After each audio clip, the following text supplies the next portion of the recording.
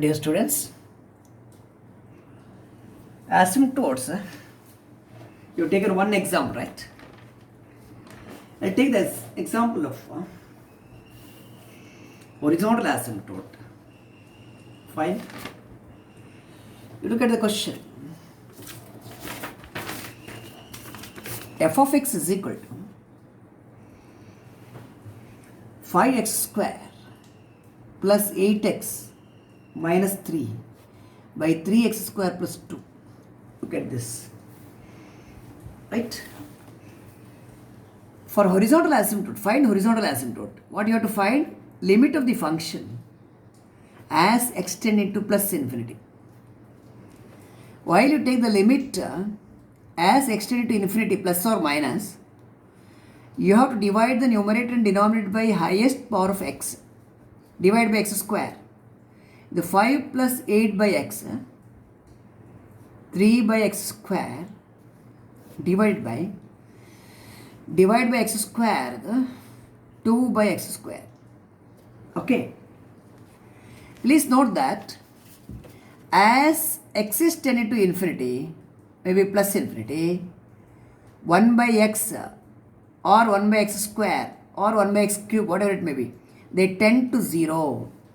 When the denominator is getting larger and larger, 1 by that is tending to 0. So this is going to be 5 plus 0, you take the limit, 0, 3 plus 0, it is 5 by 3. That is limit of the function as extended to plus infinity is 5 by 3. Please understand like this, as x is tending to infinity, x is tending to plus infinity, f of x is y is tending to 5 by 3. Y is tending to 5 by 3, 5 by 3 is 2, 1 point something, right? Right, 1 point something, 2 idre, will 5 by 3, this line takoli. Graph is tending to this line, is the meaning. Therefore, which is the horizontal asymptote? Y is equal to 5 by 3. Limit of the function, right, as extended to plus infinity. A minus infinity idre enaitu? Even when x is tending to minus infinity, 8 by x, 1 by x, 1 by x square, denominator is getting infinity only. Whether it is plus infinity or minus infinity, 1 by infinity is going to be 0. So, idu 0 agutte, idu 0 agutte, idu 0 agutade. So, answer is going to be 5 by 3. Whether x is tending to plus infinity or x is tending to minus infinity, in any case, the limit is going to be 5 by 3. That is, y is tending to, y andre function value. Y is tending to 5 by 3. Graph is tending to the line 5 by 3. So, y is equal to 5 by 3 is a horizontal asymptote. Horizontal asymptote.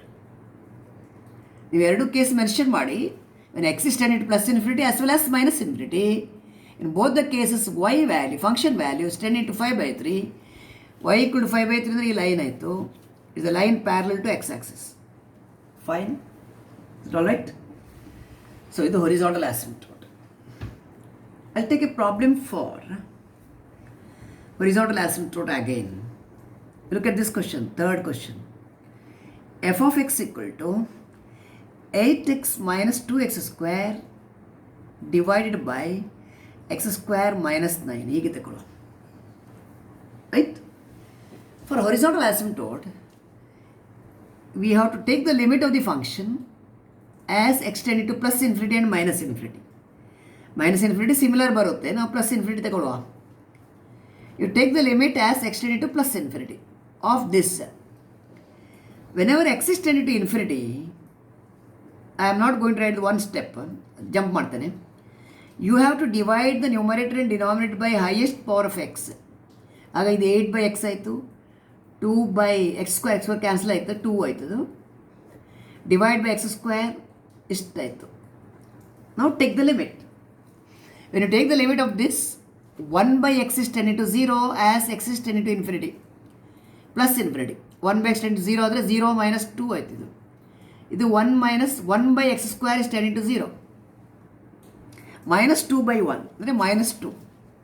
It is minus 2. When x is tending to plus infinity, function value ಅಂದರೆ y equal to f of x. Y is tending to minus 2. So, y equal to minus 2 is a horizontal asymptote. Okay. ಈಗ ನೀವು minus infinity ತಗೊಂಡ್ರೆ ಏನು ವ್ಯತ್ಯಾಸ ಆಗೋದಿಲ್ಲ ಇದರಲ್ಲಿ. As extend to minus infinity also. ಇದು plus infinity ಅಥವಾ minus infinity ಯಾವುದೂ ಇದ್ದರೂ 1/∞ is 10 into 0. 1/∞ is 10 into 0. Right? ಆಗ ಇದು is going to be -2 only. ಇದು y is equal to -2 is a horizontal asymptote. Is a horizontal asymptote. Solid? ಈ ಪ್ರಾಬ್ಲಮಿಗೆ vertical ಆಸಿಂಪ್ಟೋಟ್ ಉಂಟಾ ಇದ್ದರೆ ಯಾವುದು? Okay, what are the vertical asymptote? ಇಲ್ಲಿ ನೋಡಿ, function is what? 8x minus 2x square, right, by x square minus 9. For vertical asymptote you have to make the limit value infinity. Limit value infinity ಮಾಡಬೇಕಾದ್ರೆ may be plus or minus, denominator 0 ಆಗಬೇಕು. Denominator ಯಾವಾಗ ಎಲ್ಲ 0 ಆಗುತ್ತೆ ಹೇಳಿ? What is x square minus 9? It is x minus 3 into x plus 3. Fine, x minus 3 into x plus 3. When x equal to 3, denominator is 0. When x equal to -3, denominator is 0. ಆಗ ನಿಮಗೆ 2 vertical asymptote ಬರುತ್ತೆ. You are going to get 2 vertical asymptote. 1/0 should be infinity, right? Okay, 1 is x equal to -3 and x equal to 3. ಹೇಗೆ limit ತಗೋತೀರಾ? You take the limit of the function as x tend to 3. As x tend to 3 minus 3 is 0 ಆಗುತ್ತೆ. ನೋಡಿ, ಇದು plus or from the left or right you take, whatever it may be. From the left or right, ರೈಟಿಂದ ತಗೊಳ್ಳೋ. ರೈಟಿಂದ ತಗೊಂಡ್ರೆ ಇದು positive ಆಯಿತು, ಇದು ಪಾಸಿಟಿವ್ ಆಯಿತು, ಪ್ಲಸ್ ಇನ್ಫಿನಿಟಿ ಬರುತ್ತೆ. 0 ಆಗುತ್ತೆ, but you are moving through positive value, therefore plus infinity. Limit of the function, please watch carefully, x tend it to 3 minus ತಗೊಳ್ತೇನೆ. 3 ಮೈನಸ್ ಅಂದರೆ 3 ಇಂದ ಚಿಕ್ಕ ವ್ಯಾಲ್ಯೂ 2.9 ಅಂತ ತಗೊಳ್ಳಿ. 2.9 minus 3 ಅಂದರೆ ನೆಗೆಟಿವ್ ಬರುತ್ತೆ, ಮೈನಸ್ ಇನ್ಫಿನಿಟಿ ಆಗುತ್ತೆ. Right, next. ಸೊ ಇಲ್ಲಿ ಯಾವುದಾಯಿತು? X equal to 3 is a vertical asymptote. ಇದು ಈಸ್ ಎ ವರ್ಟಿಕಲ್ ಆಸಿಂಪ್ಟೋಟ್. ಈಗ ನೆಕ್ಸ್ಟ್ ನೀವು ಎಕ್ಸ್ಟೆಂಡ್ ಟು -3 ತಗೊಳ್ಳಿ. ಮೈನಸ್ 3ಯ ರೈಟಲ್ಲಿ ಬಂದರೆ -2.9 ಹಾಗೆ ಬರುತ್ತೆ. -3ಯ ಲೆಫ್ಟಲ್ಲಿ ಬಂದರೆ -3.1 ಆಗಿ ಬರುತ್ತೆ. ಎಕ್ಸ್ -3 ತಗೊಳ್ಳುವಾಗ ರೈಟಲ್ಲಿ ಬಂದರೆ -2.9. -2.9 -3 ಅಂದರೆ ನೆಗೆಟಿವ್, ಸರಿ ಅಲ್ಲ? Is it fine? -2.9 plus 3 positive, ಆಗ ಇದು ಪಾಸಿಟಿವ್ ಇನ್ಫಿನಿಟಿ ಆಯಿತು, plus infinity. Lastly when X, ಇದು ರೈಟಲ್ಲಿ ಬಂದದು, -3 from the left. -3 from the left ಅಂದರೆ ಒಂದು ಎಕ್ಸಾಂಪಲ್, -3.1. -3.1 -3 ನೆಗೆಟಿವ್. -3.1 ಪ್ಲಸ್ 3 ಅಂದರೆ negative. Negative into negative positive, plus infinity ಆಯಿತು. So this says that x equal to -3 is a vertical asymptote. So there are two vertical asymptotes. Which are they? One is x equal to -3 and other one is x equal to 3. So ಈ limit ಕ್ಯಾಲ್ಕುಲೇಷನಲ್ಲಿ ನೀವು asymptote find ಮಾಡಲಿಕ್ಕೆ ಆಗುತ್ತೆ. Fine. I pick a problem for oblique asymptote. Okay, oblique ಆಸಿಂಪ್ಟೋಟಿಗೆ ಒಂದು problem ತಗೊಳ್ಳೋ. Fine, oblique asymptote. You look at this function, say h of x ಅಂತ ಬರೀತೀನಿ ನಾನು. x² plus 3 by x minus 1. For oblique asymptote ಇಲ್ಲಿ actually vertical ಉಂಟು, vertical ನೀವು find out ಮಾಡ್ಬೋದು. ಹೊರಿಸಾಂಟಲ್ ಇಲ್ಲ ಯಾಕಂದರೆ ಈ ಲಿಮಿಟ್ ವ್ಯಾಲ್ಯೂ ಇಲ್ಲಿ ನ್ಯೂಮರೇಟರ್ ಜಾಸ್ತಿ ಇರುವಾಗ ಯಾವಾಗಲೂ ಹೊರಿಸಾಂಟಲ್ ಇರೋದಿಲ್ಲ, ಇನ್ಫಿನಿಟಿ ಆಗುತ್ತೆ. ಹೊರಿಸಾಂಟಲ್ ಇರಬೇಕಾದ್ರೆ ಲಿಮಿಟ್ ವ್ಯಾಲ್ಯೂ ಫೈನೈಟ್ ಬೇಕು, ಫೈನೈಟ್ ಇದ್ರೆ ಆಗುತ್ತೆ ಅಷ್ಟೇ. Limit value cannot be finite here as the degree of numerator is more than degree of denominator. So ಇಲ್ಲಿ ಹೊರಿಸಾಂಟಲ್ ಆಸಿಂಪ್ಟೋಟ್ ಇರೋದಿಲ್ಲ. Vertical asymptote is x equal to 1. ಇದು ಆಮೇಲೆ discuss ಮಾಡುವ. ಇದನ್ನು you will go for oblique asymptote. How to find oblique ಅಂತ please understand this carefully. Oblique asymptote find ಮಾಡಲಿಕ್ಕೆ method very simple. If the degree of numerator is 1 more than degree of denominator, then there is a oblique asymptote. Okay, right. ಇದು reason ನಾನು ನೋಟ್ಸಲ್ಲಿ ಕೊಡ್ತೇನೆ. If degree of numerator is 1 more than degree of denominator, there is a oblique asymptote. Fine. How to find ಅಂತ ನಿಮಗೆ ಆಗ ನಾನು theory ಕೊಡುವಾಗ ಹೇಳಿದ್ದೇನೆ ಲಾಸ್ಟದಲ್ಲಿ. Limit as x tend to plus infinity ratio of two function f by g rational function minus asymptote ಏನು y equal to m x plus b ಮಾತ್ರ ಬರೆದ್ರಾಯ್ತು. ಇದರ ಲಿಮಿಟ್ ಆಫ್ ದ ಡಿಫರೆನ್ಸ್ ಉಂಟಲ್ಲ, ಇದು 0 ಬಂದರೆ then which is oblique asymptote? Then y equal to mx plus b is the oblique asymptote. Fine? Okay. ಈ ಫಾರ್ಮಿಗೆ ಬರಬೇಕಾದ್ರೆ you have to divide the numerator by denominator. ಇಲ್ಲಿ ಆರ್ಡಿನರಿ ಲಾಂಗ್ ಡಿವಿಷನ್ ತಗೊಳ್ಬೋದು, ನಿಮ್ಗೆ ಯಾವುದು ಇಷ್ಟ ಅದು ತಗೊಳ್ಬೋದು. But if you have to work fast, long division ತಗೋಬೋದು. ಶಾರ್ಟ್ಕಟ್ ಬೇಕಾದ್ರೆ ನಾನು ಹೇಳ್ತೇನೆ ನಿಮ್ಗೆ ಹೇಗೆ ಅಂತ. ಶಾರ್ಟ್ಕಟ್ ಡಿವಿಷನ್ ಹೇಗೆ ಅಂದರೆ, ಇದು x² ಪ್ಲಸ್ 3/x-1 ಉಂಟಲ್ಲ, right? I right it as x² minus 1, ಇಲ್ಲಿ ಆ್ಯಡ್ 1 ಪ್ಲಸ್ 1 ಆಯಿತು, 3 ಆಯಿತು, 4 ಆಯಿತು, ಬೈ x-1 ಹೀಗೆ ಆಯಿತು. ಓಕೆ, ಇದು x-1 ಇಂಟು x+1 ಇದು plus 4 a plus b into a-b divided by this much. Okay, ಇದು ಡಿವೈಡ್ ಮಾಡಿದರೆ divide the numerator by denominator, ಇದು x+1 ಆಯಿತು, ಪ್ಲಸ್ ಇಲ್ಲಿ ಡಿವೈಡ್ ಮಾಡಿ 4/x-1 ಆಯಿತು. ಎಷ್ಟು? ಫೈನ್. ಈಗ x+1 LHSಗೆ ತನ್ನಿ, that is h of x minus x+1. ಇದೇ ಟೈಪ್ ಮಾಡಿ, ಇದೇ ಟೈಪ್. ಇದರ difference, absolute value of difference ಅಂದರೆ ಡಿಫ್ರೆನ್ಸಲ್ಲಿ ಎಷ್ಟು ಬರುತ್ತೆ ಅದು ಪಾಸಿಟಿವ್ ವ್ಯಾಲ್ಯೂ ತೊಗೋಬೇಕು. Limit x to plus infinity ಹಾಕಿ, ಪ್ಲಸ್ ಇನ್ಫಿನಿಟಿ. ಇದನ್ನು LHSಗೆ ತಂದಿದ್ದೇವೆ. ಈಗ ಇಲ್ಲಿ ಇದು ಮಾತ್ರ ಉಂಟು. Limit x to plus infinity of 4/x-1 ಹೀಗೆ ಬರೀರಿ, 4/x-1. ರೈಟ್? 4/x-1 ನೀವು ಡಿವೈಡ್ ಮಾಡಿದರೆ when you take the limit as x is tending to plus infinity, when x is tending to infinity, 1/x-1 everything is tending to 0. Denominator x idre 1/that is tending to 0. Fine. Okay, ಇಲ್ಲಿ ನೋಡಿ, if limit f by g minus mx plus b 0 ಇದ್ದರೆ then y equal to mx plus b is an oblique asymptote. So ಇಲ್ಲಿ oblique asymptote ಯಾವುದು? y equal to x+1 is an oblique asymptote. Okay, oblique asymptote find ಮಾಡೋದು ಹೀಗೆ. Is okay? Is it all right? Fine. Now I'll add one more problem for oblique asymptote. One more problem for you. ಸ್ವಲ್ಪ difficult ಇರೋದು ಕೂಡ. Find the oblique asymptote for the following functions. For the graph of the function.